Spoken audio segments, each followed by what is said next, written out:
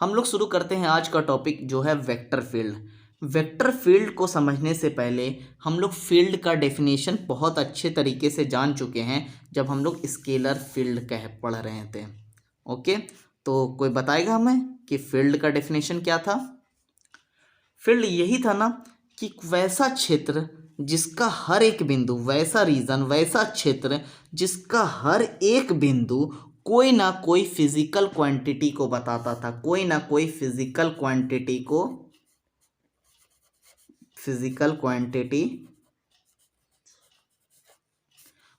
को बताता था, उसे हम लोग क्या कहते थे? फील्ड। और अगर ये फिजिकल क्वांटिटी अगर स्केलर होता था तो वो फील्ड कैसा कहलाता था? Scalar field. लेकिन अगर ये फिजिकल क्वांटिटी वेक्टर है तो ये फील्ड कैसा कहलाएगा? ये फील्ड कहलाएगा वेक्टर फील्ड। तो हमारा डेफिनेशन क्या है उसे हम लोग देख लेते हैं। When each point of a region is associated with a vector quantity the region is called a vector field. मतलब जब हर एक बिंदु किसी क्षेत्र का हर एक बिंदु किससे संबंध रखता हो? एसोसिएटेड किससे संबंध रखता हो? वेक्टर क्वांटिटी से संबंध रखता हो, वेक्टर क्वांटिटी से संबंध रखता हो, शॉर्ट में लिख रहे हैं दोस्त, वेक्टर क्वांटिटी से संबंध रखता हो, तो वो रीजन, वो क्षेत्र क्या कहलाएगा? वेक्टर फील्ड कहलाएगा। यहां तक क्लियर है? तो अब हम लोग आगे लिखते हैं, ए मैग्नेटिक फील्ड और an electric field is also a vector field. यानी कि एक मैग्नेटिक फील्ड और एक इलेक्ट्रिक फील्ड जो है वो वेक्टर फील्ड होगा। भाई साधारण भाषा में हम इसे कह दें कि मैग्नेटिक फील्ड और इलेक्ट्रिक फील्ड एग्जाम्पल किसका है? Vector field. सिंस चूंकि every point of such field is associated with a vector quantity called intensity of the field। जैसे कि ये एक फील्ड है और ये कैसा फील्ड है? वेक्टर फील्ड है। तो इसका जाहिर से बात है कि हर एक बिंदु किससे जुड़ाव रखता होगा? हर एक बिंदु रखता होगा वेक्टर क्वांटिटी से जुड़ाव रखता होगा, है ना? किससे जुड़ाव रखता होगा? वेक्टर क्वांटिटी से जुड़ाव रखता होगा। तो since every point of such field is associated with a vector quantity called intensity of the field. Intensity क्या होता है? इंटेंसिटी यानी स्ट्रेंथ। याद करें जब हम लोग क्लास 12th में थे तो एक पॉइंट चार्ज लेते थे, क्यों? और उसका इलेक्ट्रिक फील्ड निकलता था इस तरह से चारों ओर।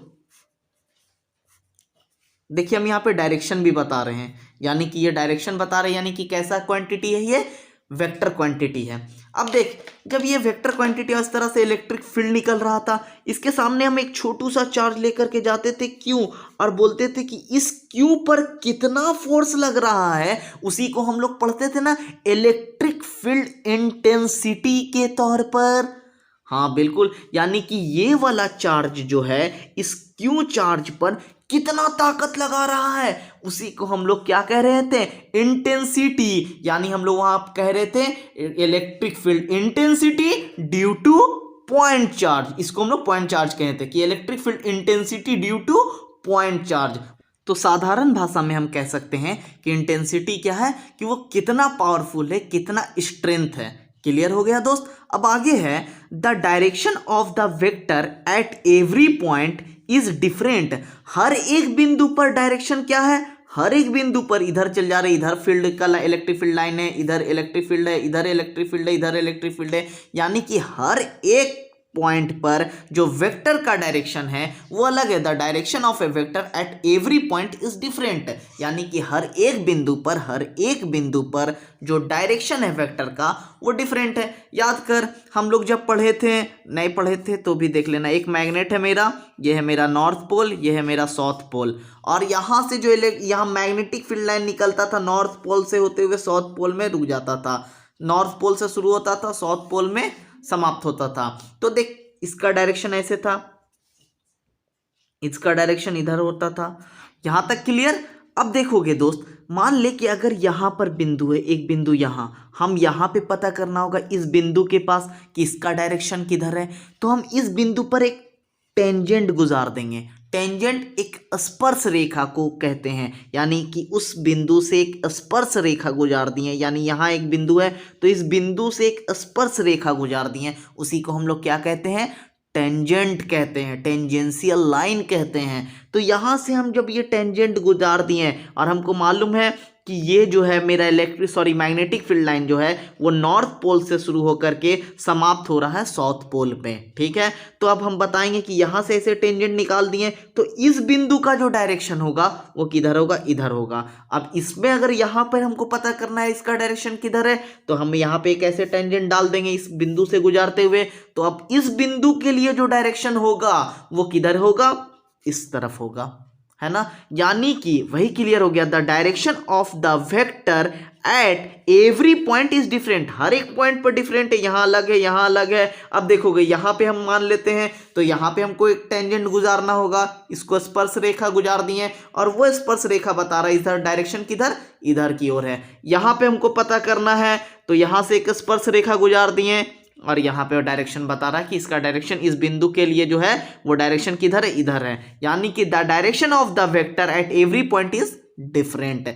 तो अभी तक हम लोग बात किए दोस्त डायरेक्शन की, लेकिन मैग्नीट्यूड का अभी तक तो हम लोग जिक्र भी नहीं किए। हम लोग डायरेक्शन पढ़ लिए हैं लेकिन मैग्नीट्यूड के बारे में जान भी नहीं रहे हैं। मैग्नीट्यूड हम लोग कहते किसको है, थोड़ा सा हम लोग ये जान लेते हैं कि मैग्नीट्यूड यानी किसी भी चीज़ का जो मास है वो 5 kg है, तो ये 5 kg हम लोग को क्या बता रहा है, मैग्नीट्यूड बता रहा है। लेकिन हमको मैग्नीट्यूड मास का तो पता ही नहीं करना है, हमको मैग्नीट्यूड पता करना है मैग्नेटिक फील्ड इंटेंसिटी का, इलेक्ट्रिक फील्ड इंटेंसिटी का। हम क्यों, क्योंकि वो वेक्टर फील्ड हम पढ़ रहे हैं ना कि स्केलर फील्ड। तो हमको किसका मैग्नीट्यूड पता करना है, मैग्नेटिक फील्ड इंटेंसिटी का और इलेक्ट्रिक फील्ड इंटेंसिटी का। तो वो मैग्नीट्यूड आखिर निकालेंगे कैसे, वो देख लेते हैं। The magnitude of the vector at any point is a given by the number of flux lines passing per unit area perpendicularly drawn at that point. यानी कि the magnitude of the vector at any point, ये है मेरा vector field, ये एक point ले लिए, इस पॉइंट का हमको क्या निकालना है, मैग्नीट्यूड निकालना है। तो the magnitude of the vector at any point, इस पॉइंट का is a given by the number of flux lines, यानी कि इलेक्ट्रिक फील्ड लाइन कहिए या मैग्नेटिक फील्ड लाइंस कहिए, उसी को हम लोग फ्लक्स लाइन के रूप में पढ़ रहे हैं यहाँ पर। तो the number of flux lines passing per unit area perpendicularly drawn at that point, यानी कि यहाँ पे मैग्नेटिक फील्ड लाइन पास हो रहा और एक यूनिट एरिया से जब ये मैग्नेटिक फील्ड लाइन परपेंडिकुलरली, यानी कि जितना भी क्या बोलते हैं मैग्नेटिक फील्ड लाइंस जो है वो इस यूनिट एरिया से परपेंडिकुलरली पास करेगा, उसी को हम क्या कहेंगे, मैग्नीट्यूड कहेंगे इस पॉइंट का। यानी इस पॉइंट पर एक हम यूनिट एरिया मान लिए और इस यूनिट एरिया से जितना भी मैग्नेटिक फील्ड लाइंस परपेंडिकुलरली पास करेगा उसी उतना ही मैग्नीट्यूड होगा इस पॉइंट का। क्लियर हो गया। तो अब हम लोग आगे पढ़ते हैं, वो क्या है, a curve can be drawn in a field such that tangent to the surface at any point gives the direction of the vector। देखो ये है मेरा मैग्नेट, ये है इसका नॉर्थ पोल, ये है इसका साउथ पोल। जो मेरा मैग्नेटिक फील्ड लाइन है वो नॉर्थ पोल से निकला और साउथ पोल में समाप्त हो गया, नॉर्थ पोल से निकलता है और साउथ पोल में समाप्त हो गया। ये मैग्नेटिक फील्ड लाइन कैसा है दोस्त, कर्व है ना। अब इस कर्व लाइन के किसी भी बिंदु पर जब हम एक टेंजेंट ड्रॉ करते हैं तो ये टेंजेंट जो है हमको बता देता है उस बिंदु का डायरेक्शन, बता दिया ये डायरेक्शन। इसमें अगर यहाँ ये बिंदु है और इस बिंदु का हमको डायरेक्शन पता करना है तो हम लोग यहाँ पे क्या करेंगे, एक टेंजेंट डालेंगे और ये टेंजेंट हमें बता देगा इस बिंदु का डायरेक्शन। वही कह रहा है कि जब ये कर्व लाइन हो, एक curve can be drawn in a field such that tangent to the surface at any point, किसी भी बिंदु पर, कोई भी बिंदु चुन ले, यहाँ चुन ले, यहाँ चुन ले, वो देगा gives the direction of the vector, वो उस वेक्टर का, क्योंकि ये जो मेरा है मैग्नेटिक फील्ड लाइन, ये क्या है, वेक्टर क्वांटिटी, ये मैग्नेटिक फील्ड लाइन क्या है, वेक्टर क्वांटिटी। तो इस वेक्टर क्वांटिटी का हमको डायरेक्शन वो दे दिया, कौन, टेंजेंट दे दिया। क्लियर हो गया है। अब आगे पढ़ते हैं क्या लिखा है, every point in A vector field is single valued, ये एक सिंगल वैल्यूड होगा, वो कैसे, वो भी देख लेते हैं। मान लो कि एक और मैग्नेटिक फील्ड लाइन निकल रहा है और वो इस तरह से निकलते हुए ऐसे गया और यहाँ से ऐसे समाप्त हो गया, नॉर्थ पोल से निकला और साउथ पोल पे समाप्त हो गया। अब हमको पता करना है, बताओ यहाँ पर जो होगा दोस्त, उसका टेंजेंट, इसका डायरेक्शन क्या होगा। तो हम बोलेगा सिंपल सा कि भैया यहाँ से हम यहाँ पे जो है टेंजेंट ड्रॉ करेंगे, तो ये डायरेक्शन बता दिया। हम बोलेंगे वाह वेरी गुड। यहाँ पे बताओ तो इसका डायरेक्शन क्या होगा इस मैग्नेटिक फील्ड लाइन का, तो वो भी सिंपल है कि हम लोग क्या करेंगे, यहाँ से इस तरह से टेंजेंट ड्रॉ किए, वो हमको क्या बता देगा, डायरेक्शन बता देगा। वाह बहुत इजी है। लेकिन बता दोस्त, यहाँ पर एक बिंदु है, इस जगह पर बिंदु जहाँ दोनों लाइन एक दूसरे को काट रहा है, तो अगर ये लाइन जो है यहाँ पे हम बताएंगे कि अच्छा बता इसका डायरेक्शन किधर होगा, तो तुम बोलेगा सिंपल है, ये लीजिए यहाँ से इसे हम टेंजेंट ड्रॉ किए, ये होगा इसका डायरेक्शन।